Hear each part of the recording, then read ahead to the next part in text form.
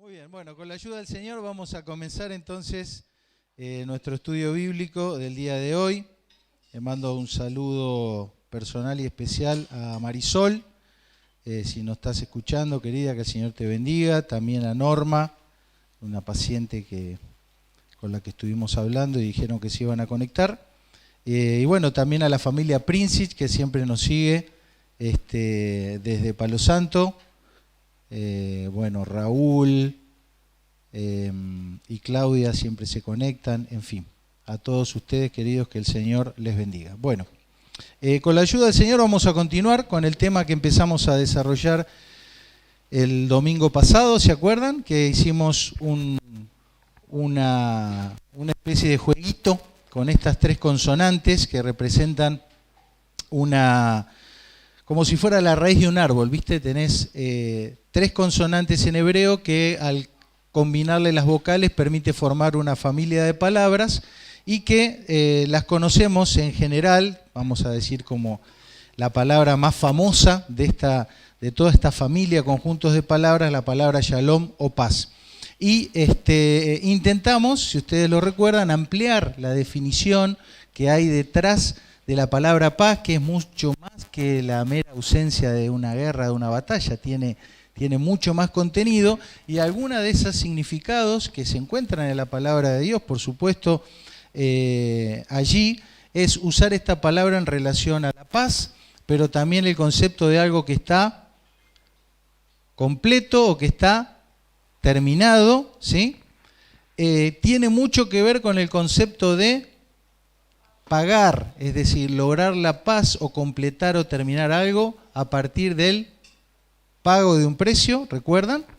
Una palabra que va a aparecer cuando uno deba restituir algo a alguien, ¿sí? Buscar la paz o construir la paz con alguien a quien le debo algo, entonces la restitución, retribución, ya vamos a hablar de estos conceptos, el resarcimiento por un daño, ¿recuerdan? ¿Sí? Cuando yo he ofendido, he dañado, he perjudicado a alguien de alguna manera, en su integridad física, en su integridad emocional, moral, social, espiritual, y entonces yo puedo o debo, mejor dicho, procurar la paz. Eso significa resarcirme de alguna manera por el daño generado. Y también aparece la palabra paz en el concepto de ser alguien íntegro, alguien sin grietas, sin fisuras.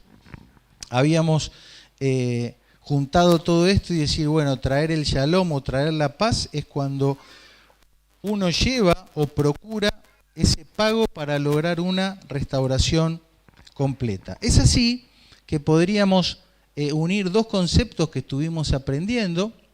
Uno de ellos es el de la paz, completar algo, y el otro, ¿se acuerdan que estuvimos aprendiendo sobre el concepto de arrepentimiento, que era regresar, volver al camino del Señor?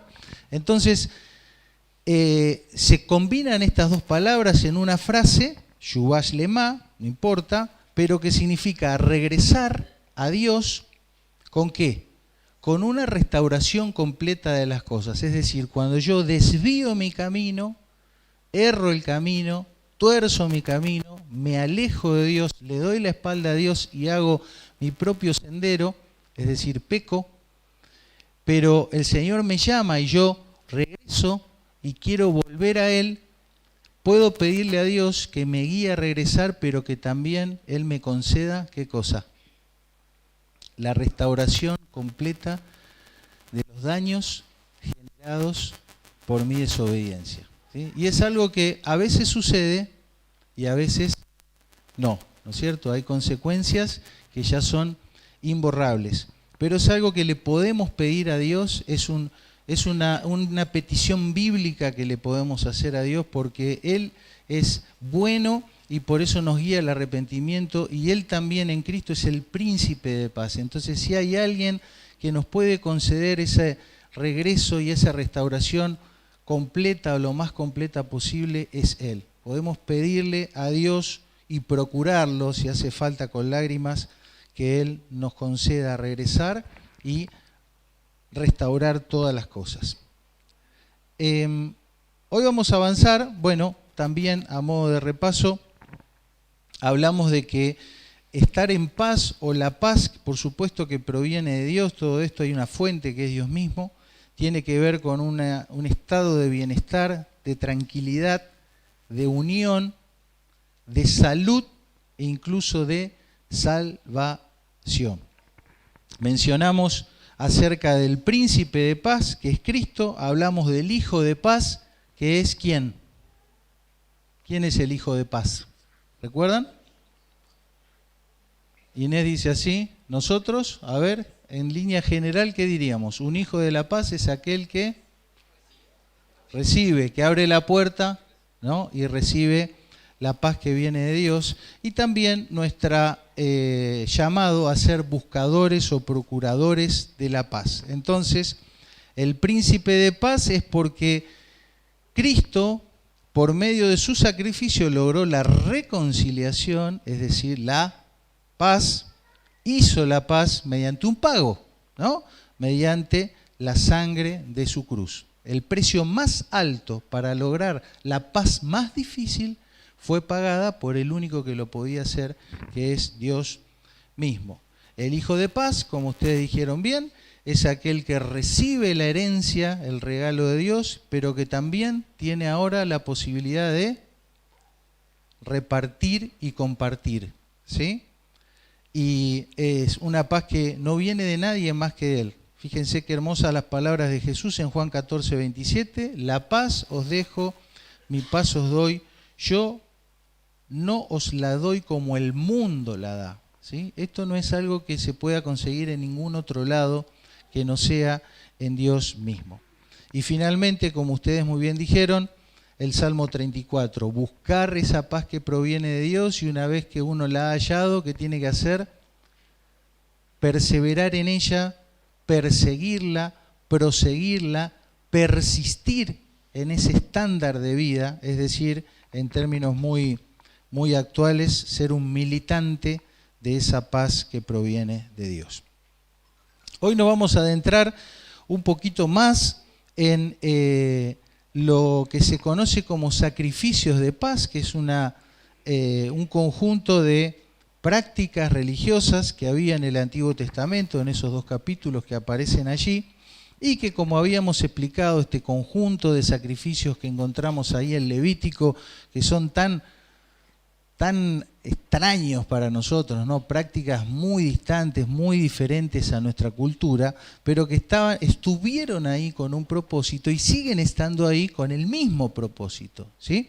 El propósito es que nosotros seamos educados, aprendamos por métodos pedagógicos, con la didáctica de Dios, y que podamos aprender esto que habíamos mencionado, que la paz, la plenitud, el bienestar, la restauración, la sanidad, la comunión de las cosas, implica un sacrificio, implica saber que alguien tiene que pagar por eso, implica saber que hay un costo, hay un precio, que a veces por lograr esa paz algo debe morir, que hay que gestionarlo, que no viene solo de arriba, y que no se puede hacer de cualquier manera, sino que hay un procedimiento, el procedimiento de Dios para encontrar o perseguir la paz de Dios.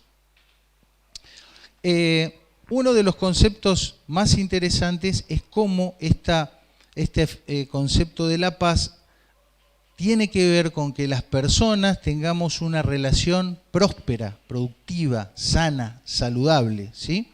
2 o más personas. Y eso aplica tanto en lo que es nuestra relación con Dios, la paz con Dios, la paz de Él que viene a nosotros, como también una relación próspera entre nosotros, ¿sí? Entre las personas con las que nos encontramos y estamos todos los días, pariente, pareja, conocidos, vecinos, deseables, indeseables, etcétera, etcétera, etcétera.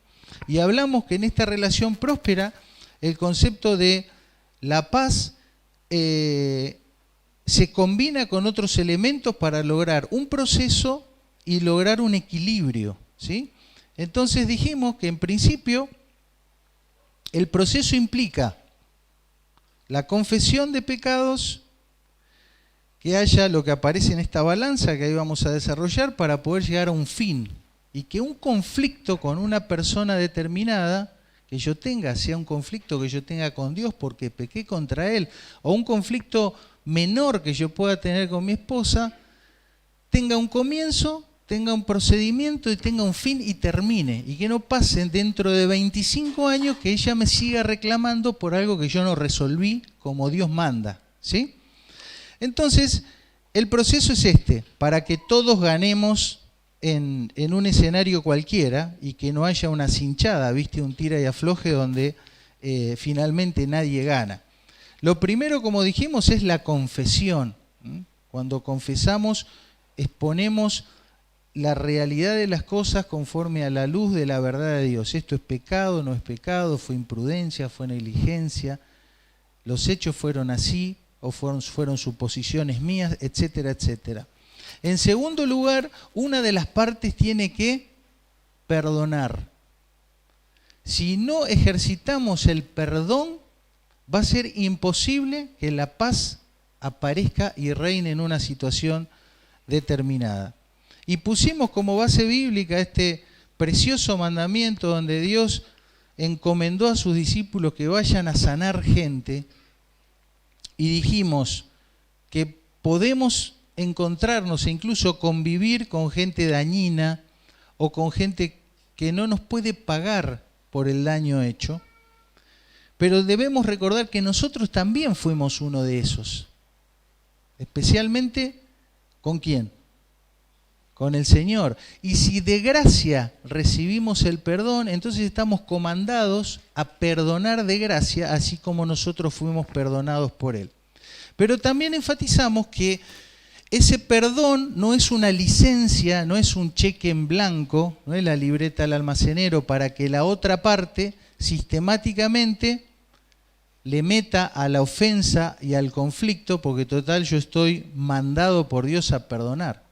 Sino que mi perdón hacia el otro tiene que ir necesariamente acompañado de que yo me siente con esa persona. ¿Para qué? Para poder razonar con el prójimo, como dice ahí Levítico, no aborrecerás a tu hermano en tu corazón, sino que razonarás con tu prójimo. Es decir, hacer una demostración y una comprobación del error. Es decir, me dañaste, me heriste, me perjudicaste, Dios me manda perdonarte así como Él me perdonó a mí, te perdono, pero esto que vos hiciste es pecado, esto estuvo mal, esto me ofendió. ¿Sí? Ese es el procedimiento para aquellos que les toca en una circunstancia X perdonar. Luego está el otro platillo de la balanza, ¿recuerdan? Que es el que se la mandó, ¿no? El que se la mandó, que tiene que aportar paz a la situación. No puede ser que uno solo tenga que perdonar todo el daño ocurrido y la otra contraparte no haga nada. El Señor manda al ofensor, al que pecó, al que cayó, al que hirió, al que transgredió, lo manda a aportar la paz. Y esa paz puede implicar restituir, es decir, me quedé con algo tuyo, te lo tengo que devolver, pero te lo tengo que devolver ¿cómo? Cuadruplicado. ¿Sí? ¿Se entiende? Bueno, ¿cómo devolvés algo que no se puede tocar, que no se puede pesar, ni medir, ni contar? Bueno, no sé, pero... Por ejemplo, la confianza. Bueno, llévate el concepto. Esto que perdí o que le robé a la otra persona, se la tengo que devolver por 4.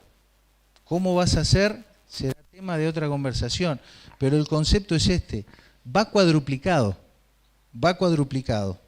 ¿Sí? Devolver por 4 lo que tomé sin el consentimiento de la otra persona. ¿Sí? Que puede ser algo material o inmaterial.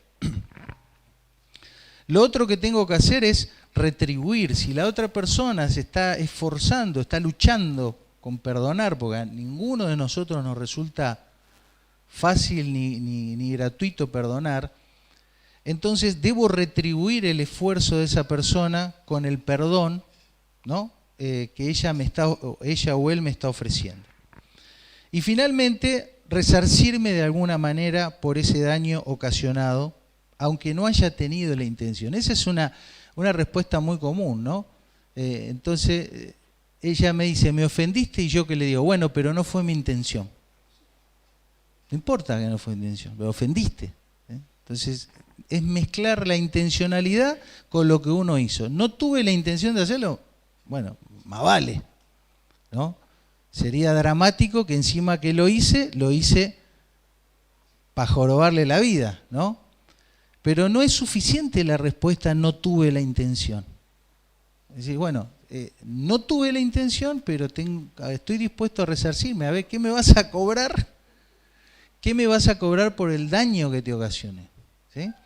Y es ahí donde ambas partes aportan para ganar y ganar. ¿Qué es lo que queremos ganar al final de todo? La paz, el shalom, y finalmente lo que vamos a ganar es al hermano. Yo quiero ganar a la persona con quien tenemos una identidad común, una familia común, una común comunión, perdón por la redundancia, es que somos hermanos en Cristo, ¿sí? Por lo tanto, aclaro que estos son reglas de convivencia para creyentes, ¿sí? Son reglas de convivencia para creyentes.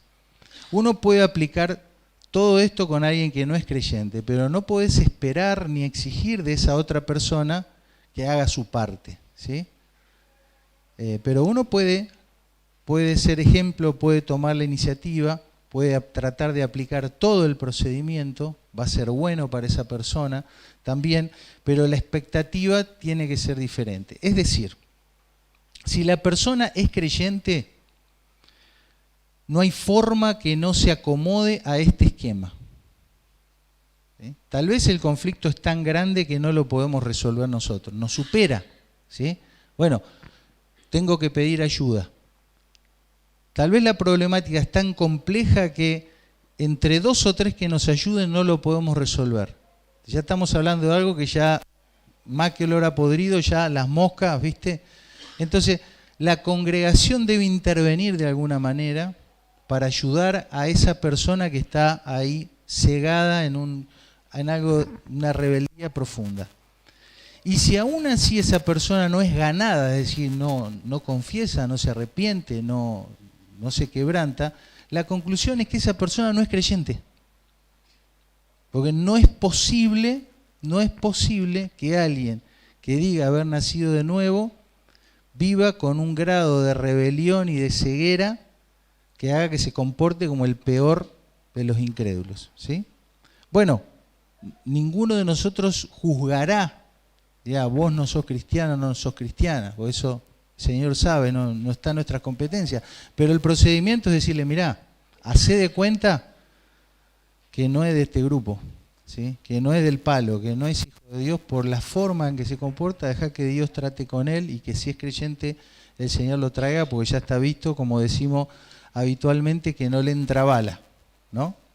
Entonces, bueno, en resumen, ganar al hermano haciendo sacrificios de paz, seguir el debido proceso, tomar la iniciativa, pagar la deuda, pagar el daño, reprender, razonar y comprobar dónde estuvo el error. ¿Ok? Muy bien. Hoy nos vamos a meter un poquito más a fondo con otro concepto que tiene que ver con los sacrificios de paz y que es el concepto de agradecimiento, ¿sí? El agradecimiento forma parte del grupo, del combo de los sacrificios de paz que Dios nos comanda hacer. Es un mandamiento que está por todas partes. Hay muchos versículos de la Biblia que hablan de agradecer. Por ejemplo, Colosenses 3:15. Fíjate cómo relaciona las dos palabras. Y la paz de Dios gobierna en vuestros corazones, a la que asimismo fuisteis llamados en un solo cuerpo, unidad, y sed agradecidos. Muchas veces que ustedes lean en el Nuevo Testamento la conjunción y, la letrita y, si ustedes ponen es decir, igual, el concepto se amplía, se clarifica más. Fíjense, y la paz de Dios gobierne vuestros corazones, a las que asimismo fuisteis llamados en un solo cuerpo, es decir, sed agradecidos. O sea que al ejercitar el agradecimiento voy a estar, ¿qué cosa? Experimentando, desarrollando la paz de Dios que va a gobernar mis corazones. ¿Entiende? ¿Sí? Muy bien. Entonces, decir la paz de Dios es lo mismo que decir sed agradecidos. ¿Sí? Entonces, esta paz de Dios, este ejercicio de agradecimiento en cualquier circunstancia que uno pueda tener, lo que va a hacer es que va a ordenar, va a purificar y va a tomar una especie de gobierno o de control remoto, ¿de qué? De mis pensamientos, de mis emociones súbitas y de esos estados de ánimo que a veces uno tiene en forma permanente. ¿Sí? Es decir, cuando la paz de Dios en un ejercicio permanente de agradecimiento gobierna, controla, domina mi ser, suceden cosas. ¿Sí? Y este gobierno, este control, afecta lo que pienso, lo que siento ocasionalmente y esos estados de ánimo que ya es cuando uno está siempre más o menos con la misma emocionalidad. Otro versículo puede ser, por ejemplo, el de 1 Tesalonicenses 5:18, donde dice, dad gracias en todo, porque esta es la voluntad de Dios para vosotros en Cristo Jesús. No hay lugar a duda de que es un mandamiento, ¿no? Que es una orden, es una indicación que Dios nos hace.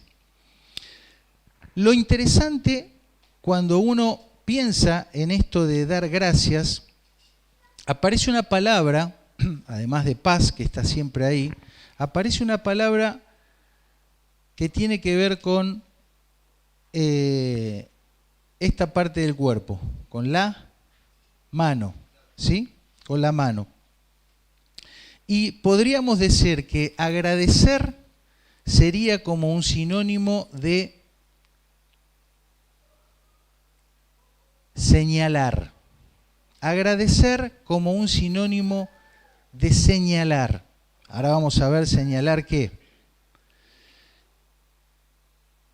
Es interesante porque también se usa este concepto de señalar cuando uno quiere hablar de alabar a Dios.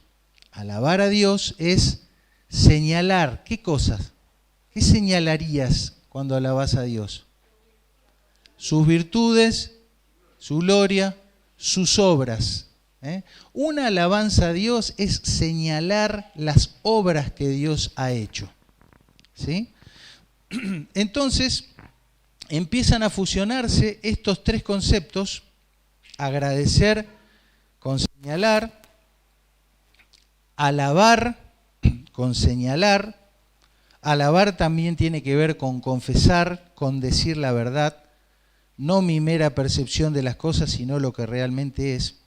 Es decir que en un paquete de conceptos, agradecer es alabar o confesar o señalar las obras que Dios hace en nuestra vida. ¿Cómo puedo agradecer a Dios? Puedo hacerlo prestando atención y señalando todas las cosas y las obras que Dios va haciendo en mi vida, en mi entorno, en mis circunstancias, o las que Dios ha hecho en su palabra. Y como dice Romanos capítulo 1, fue el primer paso en la caída del ser humano, que dejó de señalar las obras que Dios había hecho y empezó a señalarse a sí mismo o darle el mérito a otras cosas, a las criaturas antes que al Creador. Y de ahí en más una sucesión de hechos degradantes que nos llevaron a estar como estamos hoy en el sistema mundo. Es decir, que dar gracias en todo, es señalar o alabar o agradecer, ¿qué cosa? Todo. ¿Qué sería todo? Dice que esta es la voluntad de Dios. ¿Qué sería la voluntad de Dios? Fíjense, todo lo que me sucede es la voluntad de Dios para mi vida. Todo lo que me sucede es la voluntad de Dios para mi vida y debo señalarle a Él, poner los ojos en Él mientras camino de regreso a Él. Es decir, proclamar o confesar que Él es el bendito, reconocer y confesar que con su amor me ha adoptado y que Él es el que permanece fiel, inmutable en toda circunstancia. ¿Querés alabar a Dios? No pidas los coros movidos. Yo antes creía que eso era las alabanzas, los coros movidos y la adoración era los coros lentos. No. ¿Querés alabar a Dios? Ocúpate en mirar a Él, en mirar sus actos amorosos, sus obras portentosas y en tomar conciencia de que todo lo que nos sucede en todo momento es la voluntad de Dios para nuestra vida. Si uno pudiera hacer eso en todo contexto y en toda circunstancia, estaría siempre alabando a Dios, es decir, agradeciéndole en todo y por todo. ¿Se entiende? ¿Hasta qué punto tendríamos que ir con ese ejercicio de señalar, alabar y agradecer a Dios por todo lo que nos pasa? ¿Hasta qué punto? Por ejemplo, hasta este punto.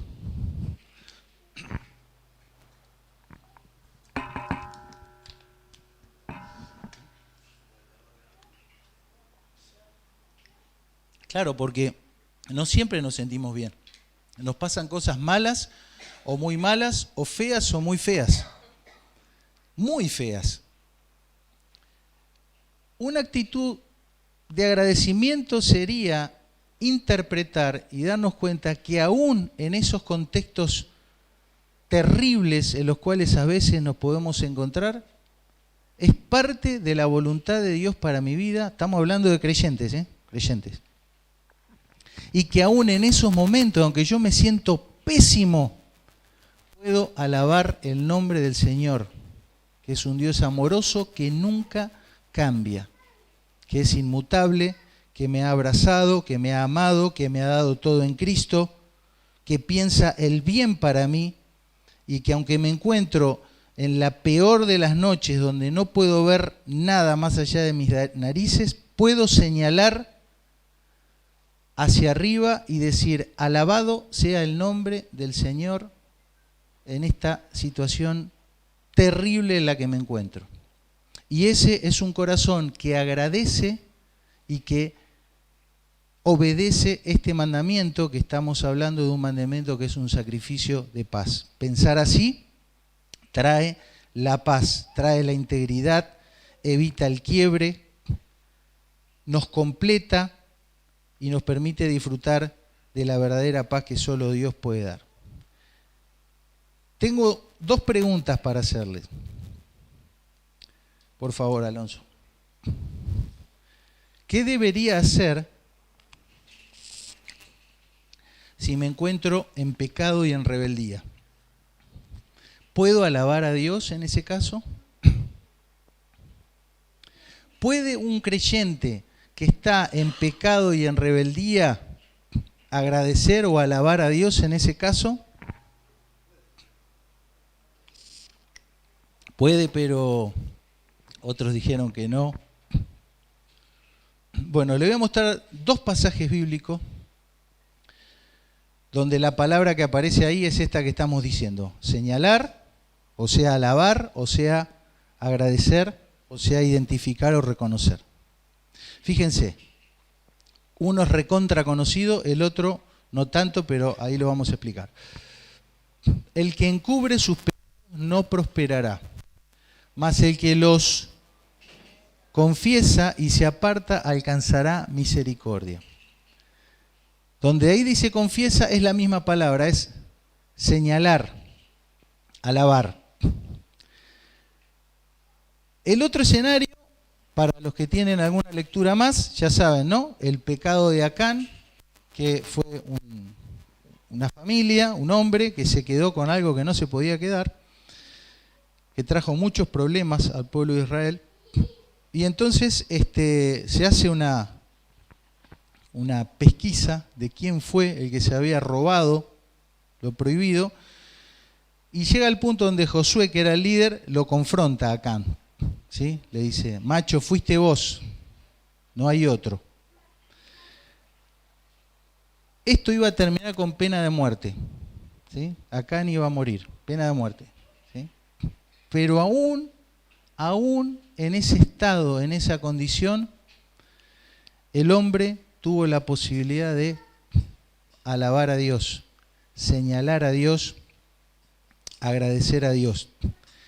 Y muy solemnemente Josué le dijo: hijo mío, da gloria al Señor, el Dios de Israel, y dale alabanza. Te das cuenta que no se iba a cantar un corito acá con la pandereta, ¿sí? Y declárame ahora lo que has hecho, no me lo encubras. Es decir, que la confesión de pecados es una forma de alabar a Dios, de agradecer a Dios, porque vamos a estar señalando ¿qué cosa? Su verdad y mi pecado, su inmutabilidad y mi infidelidad, su misericordia y mi ingratitud. Y abre las puertas para que incluso el más vil pecador, rebelde, caprichoso y necio, como algunos, por lo menos yo he sido, tenga la posibilidad de alabar a Dios señalando la fidelidad de Él, el amor de Él, la misericordia de Él, que pueda confesar y que pueda recibir el perdón, aunque no siempre la restitución de todo, como fue el caso de Acán.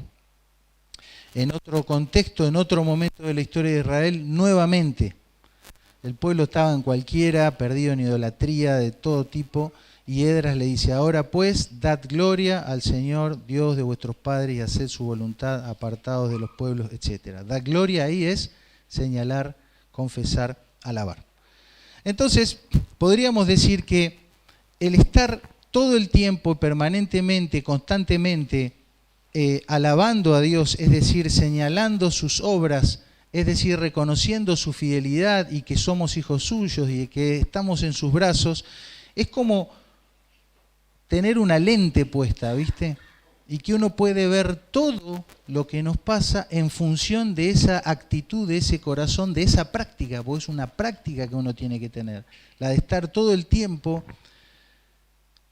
mirando al Señor y mirando cómo Él interactúa conmigo, aún incluso cuando yo me encuentro en pecado, ¿no? Porque puedo señalar que Él me tuvo misericordia y que me dio una oportunidad para que yo confiese y me aparte. Había un profesor del Instituto Bíblico que comparaba la vida del creyente con lo que pasa en un viaje de avión, ¿no? Al mismo tiempo hay dos escenarios, ¿sí? Afuera del avión, 900 kilómetros por hora, 30 grados bajo cero, lluvia, granizo, no se ve nada, vientos, ¿sí? Pero adentro del avión, estás ahí a 23 grados, te podés sacar los zapatos, te recostás, si tenés un poquito de frío te tapás con una mantita, te escuchás una música y te tomás una Coca-Cola. Entonces, nuestro andar debería ser así. Y que nosotros, aunque estemos atravesando la peor de las noches y la peor de la tormenta, aunque esa circunstancia esté presente, interiormente podamos gozar de la paz de Dios que sobrepasa todo entendimiento a partir de una práctica constante de señalar su obra, de señalar su poder, de señalar su fidelidad y de señalar cómo todo lo que me pasa, aún esa tormenta, es parte de su voluntad y su plan perfecto para mí, y que aunque eso me esté pasando porque yo pequé, tengo la ocasión, la oportunidad de confesar, reconocer, alabarle y por supuesto volver a Él. ¿Se entiende la metáfora?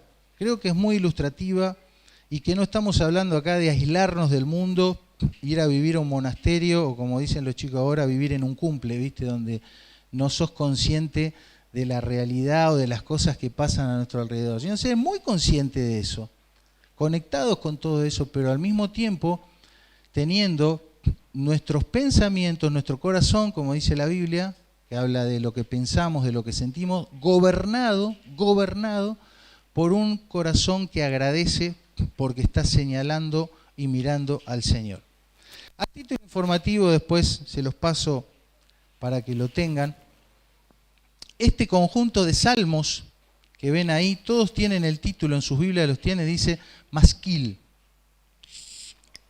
Son un conjunto de salmos donde la intención del salmo es que el creyente tome conciencia de cosas, ¿no? Tome conciencia de cosas. Tomemos conciencia de quién es Dios, quiénes somos nosotros sin Dios, quiénes somos nosotros con el Señor, etcétera, etcétera. Y si ustedes lo leen, vamos a estar haciendo, viste, un lavado de cerebro. Un lavado de cerebro y una conexión con esta actitud y corazón agradecida y que va señalando a Dios todo el tiempo. Ha pasado la hora, así que hay algunos versículos que no vamos a leer, pero realmente son preciosos. En último lugar, una más por favor, una más. Quisiera hablar de otro conjunto de sacrificios de paz, que son el ofrendar y el cumplir con promesas, votos o algún otro tipo de compromiso asumido. Cumplir con ofrendar, con cosas que le hayamos prometido a Dios, cosas positivas, algún tipo de restricciones y algún otro compromiso asumido con el Señor. Bueno, todas estas cosas se pueden hacer. Vamos a respondernos dos preguntas. ¿Qué no es y qué sí es ofrendar, cumplir promesas, votos y otro tipo de compromisos con el Señor? En primer lugar, ¿qué no es? ¿De qué no se trata esto que estamos hablando? Una más, por favor. Una más. Prometer a Dios, hacer votos a Dios, hacerle promesas a Dios, no se trata de nada de esto. Primero, no se trata de hacer algo apresurado, ni hacerlo en forma imprudente ni abusiva. De hecho, cuando ustedes leen estos capítulos que les mencioné de Levítico y otros más, son numerosas las indicaciones que Dios da para que no sea que alguno muy fervoroso, muy emocionado, le prometa a Dios o se comprometa con Dios a hacer un montón de cosas que después no va a poder cumplir. Entonces, la misma Biblia tiene como un freno de mano puesto para decirte, mira, no te enloquezca de querer largarte a comprometerte y a prometerle al Señor 25.000 cosas que después Dios te va a demandar, ¿no? Tranquilo, tranquilo. Entonces, prometer a Dios, comprometerse con Dios, ofrendar a Dios, hacer votos con Dios, es algo para no apresurarse, para no hacerlo imprudentemente ni abusivamente. Algo que obviamente no se debe hacer en forma imperfecta, ¿no? Prometo algo al Señor, me comprometo con Dios, con los hermanos y después lo hago a media, no va, ¿sí? No es algo para aparentar, no es algo para aparentar, no puedo yo meramente hacerlo para que todos me miren y lo vean. Prometer, ofrendar, comprometerme con Dios, hacer compromisos con Dios o con su iglesia, no es algo que yo deba hacer para tapar mi error. Una cosa es restituir el daño, resarcirme, porque ya confesé y ahora hago mi parte, ¿sí?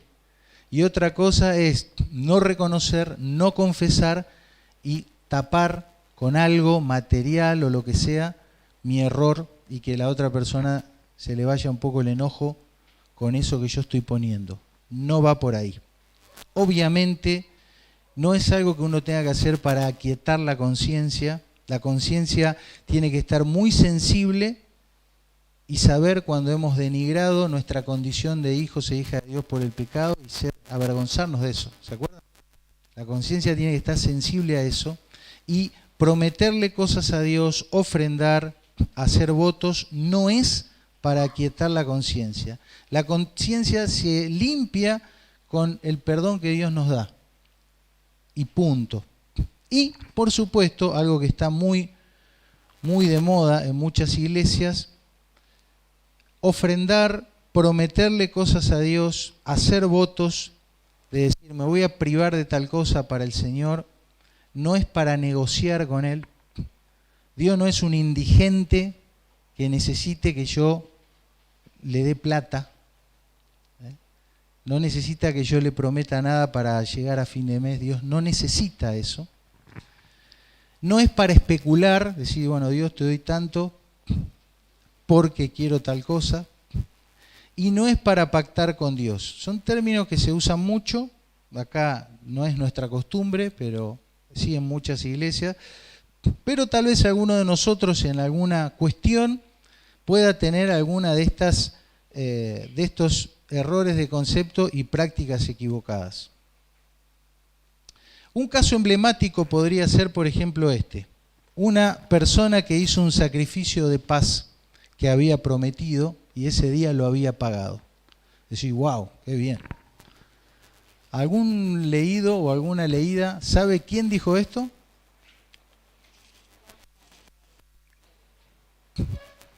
Una mujer que no sabemos si ejercía la prostitución o si era una promiscua sexual importante y estaba al acecho de un jovencito, ¿sí? Entonces ya te das cuenta que pagar un sacrificio y cumplir un voto no habla de que uno tenga el corazón regenerado, y uno puede hacer eso para tener una apariencia de piedad, pero por dentro no tener ningún tipo de temor de Dios, como sucedía en la historia de esa mujer. Es por eso que la Biblia habla, el Señor dice, este pueblo se acerca a mí con su boca, con sus labios me honra, pero su corazón está lejos de mí. Brevemente, entonces, ¿de qué sí se trata el ofrendar a Dios, el prometerle a Dios, el hacer promesas o votos para Dios? Se trata indudablemente de sacrificar. Estamos hablando de sacrificios de paz, ¿sí? Es decir, que algo tiene que morir. En la antigüedad, ¿qué moría? El animalito, algo, ¿sí? Ahora, ¿quién muere? ¿De quién es el sacrificio? Es mío, ¿sí? Es mi vida y en vida. Y no es algo, sino que es todo. Entonces, sacrificios de paz para Dios hoy, siglo XXI, en esta iglesia, hermanos, es poner en el altar de sacrificio mi vida, todo, hacerlo bien, que sea aceptable y cumplirlo. Empezar y terminar, empezar y terminar. Y como nos va enseñando la Biblia, dijo el rey David en un momento, no ofreceré al Señor mi Dios un holocausto, un sacrificio que no me cueste nada. Tiene que costar, tiene que doler, porque es un sacrificio, ¿sí? Algo tengo que matar para poder dar un sacrificio de paz a Dios.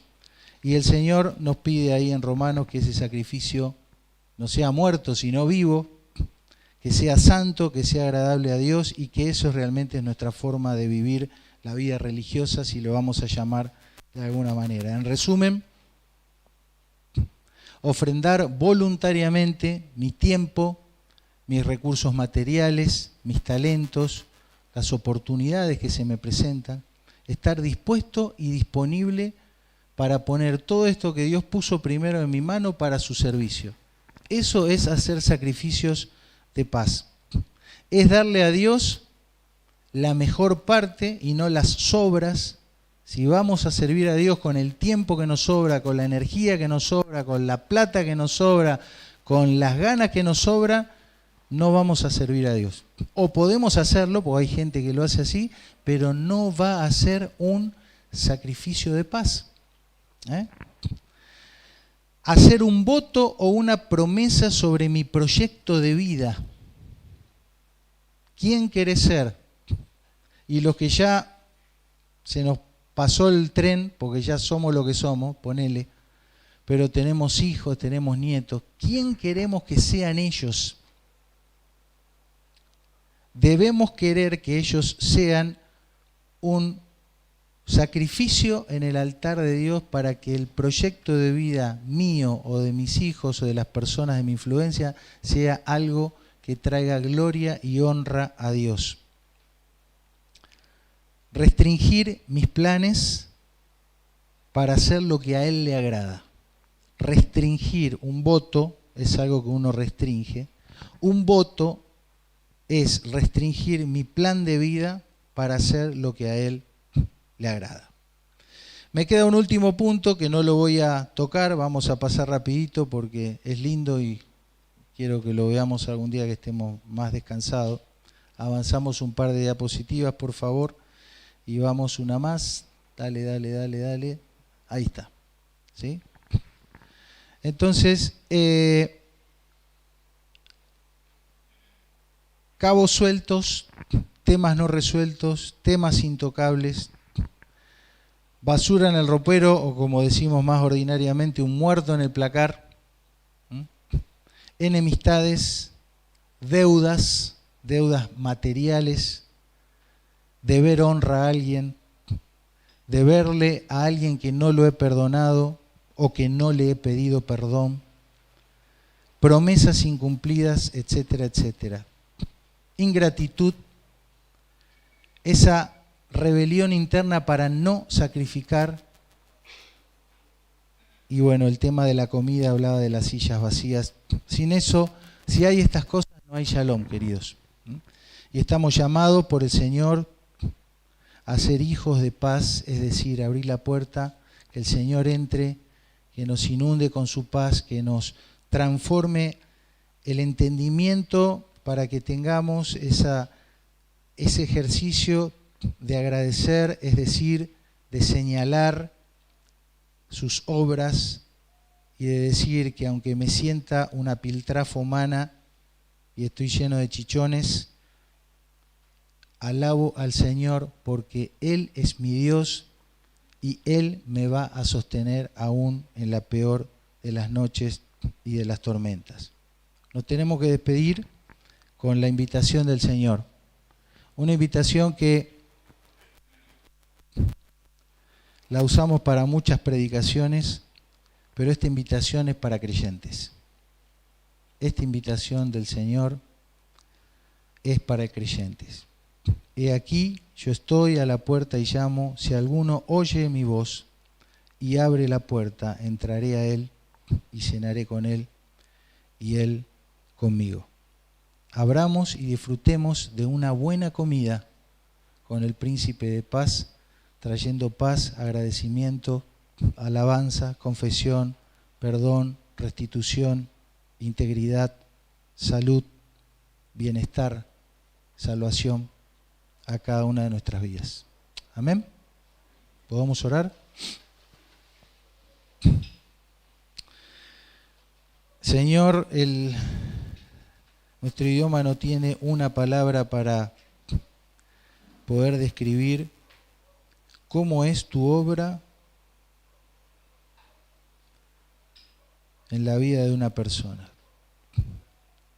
Tenemos que buscar sinónimos, metáforas, ilustraciones, ejemplos, para poder dimensionar mínimamente de cuántas maneras y en cuántos aspectos de nuestra vida tu paz opera y obra en aquellos que han abierto la puerta y han recibido al Príncipe de Paz. Esperamos y confiamos, Señor, en que tú nos vas a hablar a cada uno conforme a nuestra necesidad particular y poder que puedan aparecer en nuestra memoria en esta semana estos conceptos de agradecer, señalar, confesar, perdonar, restituir, pedir perdón, ganar al hermano, razonar con él, alabarte, decir bendito seas tú, Señor, cumplir, pagar los votos, sacrificio vivo, resignar mi plan para hacer tu voluntad. Señor, obra en nosotros. Te lo pedimos y te agradecemos porque en Cristo tenemos todas estas cosas. Despídenos, Señor, con esa paz que sobrepasa todo entendimiento y obra en nosotros en esta semana, dándonos un corazón gobernado por el agradecimiento, por la mirada puesta en ti. En el nombre y por los méritos de Cristo Jesús. Amén. Dios les bendiga.